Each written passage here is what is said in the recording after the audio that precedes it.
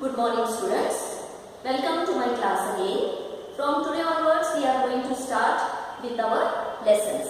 So this is your 8th standard textbook and in this we are having around 8, it is divided into 3 sections. Prose, poetry and supplementary reading. So in prose we have 8 lessons. Poetry we are having 8 poems and supplementary reading is 3 supplementary reading lessons are there.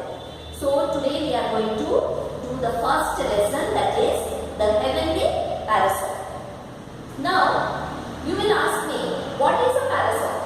Parasol is nothing but it is a light umbrella used to give shade. You all have umbrella, isn't it? So we use it in very hot sun and also during the rainy season.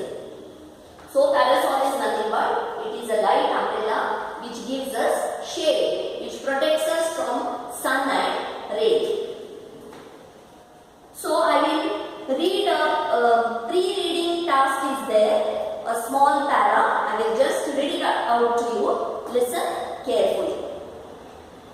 Mace is a simple weapon. It has a heavy wooden or metal shaft, often reinforced with metal, featuring a head made of stones, copper, bronze, iron or steel. It was used in traditional warfare. For example, Bhima and Duryodhana fought with mazes in the Mahabharata war. So I have drawn a simple picture of a mace here. You can imagine, you can see and understand from this picture what it is. This was used in the ancient days during the Mahabharata war for and other battles also. Kings used to use this as one of the weapon in the war. It is made of heavy metal, either wood or iron. Nowadays, maces are used as symbols of authority in the emblems of a number of government bodies, universities and academic, parliamentary or civic rituals. Okay. Now let us go to the lesson. Here I have written some difficult words, that is meanings from the lesson. So let me just read it out to you and tell the meaning. First one is the parasol. All these words you are going to come across in the lesson. Parasol is a light umbrella used to give shade. I already told you.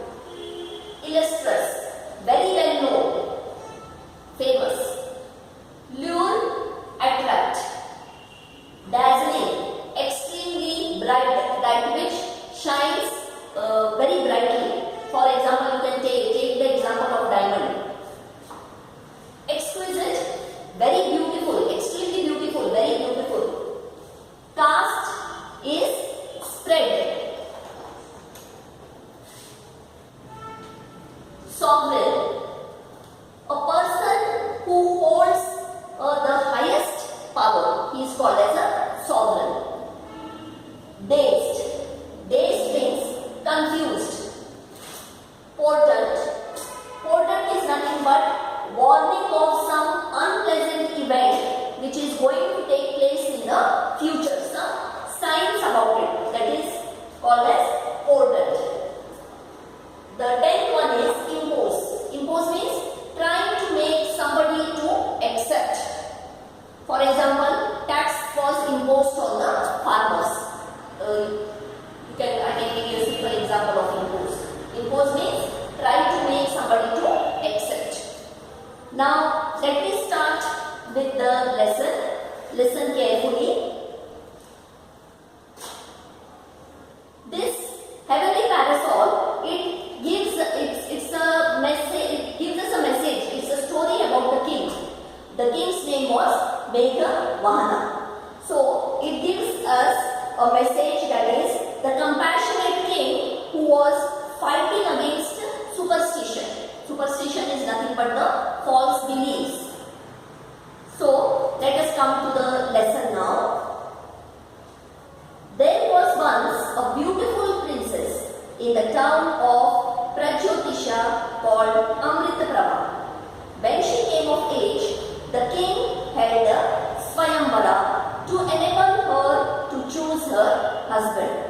Many illustrious suitors, lured by tales of Amrita Prabha's beauty, assembled there. So, once there was a beautiful princess in the town of Prajyotisha and her name was Amrita Prabha. When she attained the age of marriage, the king held a Swayamvara for her. What is a Swayamvara? Swayamvara is nothing but selecting the husband of their own choice. So in the earlier days, especially the royal families used to have the Swayamvara. Self-selection of the groom. The bride used to select her groom on her own. Whoever she likes, she would put the garland around his neck. Many illustrious suitors, many famous princes and kings of the surrounding kingdoms came to try their luck, and she was very beautiful. This Amrita Prabha the princess was very, very beautiful. Among them was Meghavana, the great grandson of a former king of Kashmir. Amrita Prabha shyly cast her eyes over the court and wondered whom she would choose. So, among all these suitors, among all the young men, handsome young men who had come there for the Swayamvara to try their luck, one of them was Meghavana, and he was the great grandson of a earlier king of Kashmir. Amrita Prabha comes there and she just looks around the court. She looks at everybody standing there and she was wondering whom to choose. There was a big question mark for her. She was confused. She didn't know whom to select as her husband. To Meghavana's surprise, the princess stopped before him and put the garland around his neck. He rose to his feet, unable to contain his joy. So, it was a big surprise for Meghavana, because the princess, as she was walking around, she stops in front of Meghavana and puts the garland around his neck. That is, she has chosen him as her husband. And he rose to his feet, unable to contain his joy. He was very, very happy. He didn't know what to do. It was very shocking for him, a big surprise for him. The couple moved forward to seek the king's blessings. As the king stepped down from his throne, the priest cried out in surprise, "Your Honor, the parasol of Varuna has cast its shadow over the prince." So, both Meghavana and Amrita Prabha, they move forward to take the blessings of the king, and as the king steps down from his throne to bless the newly married couple, the priest who was standing nearby, he cries out in surprise. He says very loudly, he utters, "Your Honor, the parasol of Varuna has cast its shadow over the prince." "It is true," exclaimed the king. "My son, you are favored by the gods." So, this parasol belonged to Varuna, who was the god, and it had cast its shadow over the prince. And the king says that, "My son, you are preferred by the gods, you are favored by the gods." Meghavana looked up in surprise, wondering at the meaning of these words. Meghavana at first did not understand the meaning of these words. He did not understand what was going on. All at once, he saw by his side a beautiful, dazzling white parasol with exquisite decoration that was casting its shadow over him. So, suddenly Meghavana sees a beautiful, dazzling parasol with exquisite decoration. Exquisite means very beautiful. It was decorated very beautiful. It was very attractive, and it was casting its shadow on Meghavana. "This is the parasol of Varuna, the lord of the seas," explained the king. So, king explains this to Meghavana, because Meghavana was surprised. He didn't know what is this all about. So, the king says that this is nothing but it is the parasol of Varuna, the lord of the seas. It casts its shadow on none else but the sovereign of the whole world. You are destined for glory brilliance. So he says that this parasol of Varuna casts its shadow only on the person who is the sovereign, that is the person who holds the highest position. And you are destined for glory and brilliance. Destined means sure. So he says that for your glory and brilliance, that is intelligence, the parasol of Varuna has cast its shadow on you. Dazed by these portents and by his good fortune, Meghavana brought his bride and the divine parasol back home. Dazed means what? Unable to think properly. Portents means sign. And he was unable to think properly, he was still confused, but he was at the same time he was happy for the good fortune, and he brings the newly married bride and the divine, that is the sacred parasol, back to his home. Upon his return, the ministers of the Kashmir court sought him out and offered the throne to him. So, the ministers of the Kashmir court sought him and offered the throne to him. They selected him as the king. We are dissatisfied with our present ruler, they said. He has devoted himself to a life of prayer and the affairs of the kingdom lie neglected. The people suffer because of this. Your noble character and bravery are well known in these parts.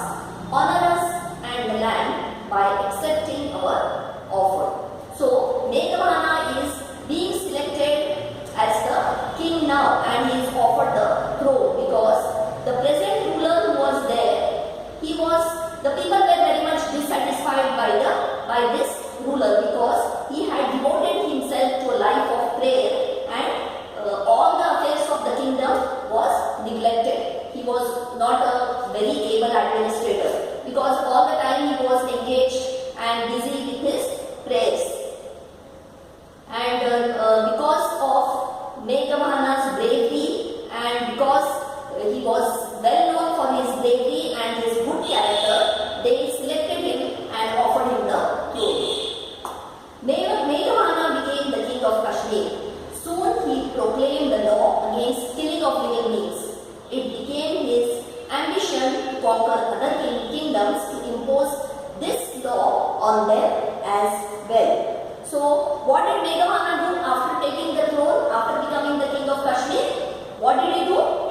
He declared a law in his kingdom against killing of living beings. Any sort of sacrifice of the living beings will not be conducted in my kingdom. That was his law. Nobody should be killed. Let it be a bird or a human or an animal. He said killing of living beings will not be allowed in my kingdom, he said. That was his law. And his ambition was to conquer the other kingdoms and impose the same law. Even he wanted to impose the same law on the other kingdoms also. Once while on an expedition near the sea, the king told his weary army to rest in the shade of some palm groves. I must use this time to plan a way to conquer the island of Lanka, he thought. So, while he was on an expedition means journey taken for a particular purpose. So, along with his men, along with his army, the king went out on an expedition and they were very weary, they had traveled for a long time, and so he told his army, tired soldiers, to take rest in some palm groves. And he said, I must use this time and I have to find a way, a plan to conquer the island of Lanka. It is the land of demons and needs to be taught the ways of peace. But how will I cross the great seas with my army? So, Meghavana thinks that I should conquer the island of Lanka. Lanka was the land of demons. Demons means evil spirit. And he wanted to put an end to all this, and a lot of human sacrifices and all would go on there. So, he wanted to conquer the island of Lanka and make peace there. But he thought, there is a great sea and how should I cross and reach the island? All of a sudden, there was a cry in the air. It seemed to come wood by the shore, not far from where the royal horses were tethered. The cry came again, and the king heard the plaintive call. Even under Meghavana's rule, I have been slain. So, all of a sudden, as the king was planning and he was thinking to himself, he hears a cry in the air, and it came from a nearby wood. Wood is nothing but a small forest. W-O-O-D. Small forest. The cry came again, and the king heard a very sorrowful call. That is a sorrowful call of a man, a human being, and he was crying in pain, and he was saying, even under Meghavana's rule I have been slain. So I have been killed, even under his rule also, because everybody knew that Meghavana had made a law, he had passed a law in his kingdom that after becoming the king, that no killing of living beings will be allowed in my kingdom. So this man, with great sorrow, he was crying, even under Meghavana's rule I have been slain. In his agitation, the king did not wait to summon his soldiers, but ran towards the wood. So, in his agitation, that is anxiety, the king did not wait to call his army, or his officers, but he ran himself alone towards the wood from where the cry was coming. Plunging through the undergrowth, he fought his way until he came to a clearing. He just pushed himself in all the trees and the bushes that were there in that small wood, and after he crossed that, he came to a clear land, a plain land. There, before him was a temple of Chandika, that is Durga, with some sort of human sacrifice in progress on the steps. A man lay on the ground, his arms raised for mercy, and a menacing-looking barbarian stood over him, brandishing his sword. So, when the king saw this scene, he was shocked, because in front of him there was a temple of Durga, that is Chandika, and on the steps there was some sort of human sacrifice in progress on the steps. A man was made to lie there on the steps, and there was a barbarian, a menacing, a very dangerous looking barbarian was a cruel person, and he was brandishing his sword. He was moving his sword, and he was ready to kill this man as a human sacrifice. So this is what Meghavana sees when he crosses the woods and goes there, and this is the scene that he sees in that temple, the scene of killing of a man there. So children, I hope you have understand this lesson. I have explained 12 paras today, and next session I will continue with my lesson, and I hope you have followed. I will give you the meanings as assignment and write it very neatly in your books, and learn the meanings. Your handwriting should be very neat, maintain neatness, and write all the meanings, and complete your work on time, and learn the meanings also. So this is all for